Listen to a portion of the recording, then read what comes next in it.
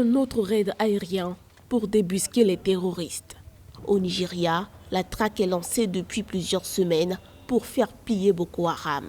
Des dizaines de terroristes ont été tués au cours de raids aériens dans la forêt de Sambisa, dans l'état de Borno au nord-est du pays. C'est ce qu'a déclaré vendredi 3 juillet John Enenke, porte-parole de l'armée nigériane. C'est déjà bon pour le moral pour les troupes nigérianes qu'on inflige des défaites à ce groupe terroriste. C'est bon à prendre, mais il va falloir redoubler de vigilance parce que ces groupes, on le sait également, se sont beaucoup infiltrés de part et d'autre au sein des populations. Le plus difficile, ce n'est pas de détruire soit des têtes ou quelques groupuscules, mais c'est de plutôt travailler dans la durabilité afin de pouvoir anéantir et de réduire la capacité de nuisance. L'opération a été exécutée jeudi grâce à une série de renseignements pointus et s'inscrivait dans la continuité d'une opération lancée depuis plusieurs jours pour déstabiliser la direction du groupe terroriste.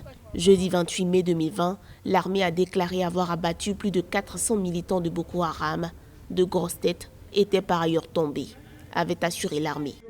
Cette armée nigériane qui évidemment bénéficie du renseignement au sein de la population et qui compte avec la collaboration de la population qui de plus en plus certainement après une série de sensibilisation et d'éducation et notamment sur des activités de prévention par rapport à la radicalisation et l'extrémisme violent ont commencé à porter fruit. D'après l'armée nigériane, un lieu de réunion de Boko Haram a été anéanti à Menyakare, en bordure de la forêt de Sambisa.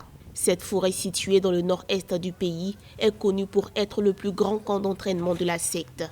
Une région déstabilisée pendant plus d'une décennie par Boko Haram et où des centaines d'écolières ont été enlevées depuis 2014.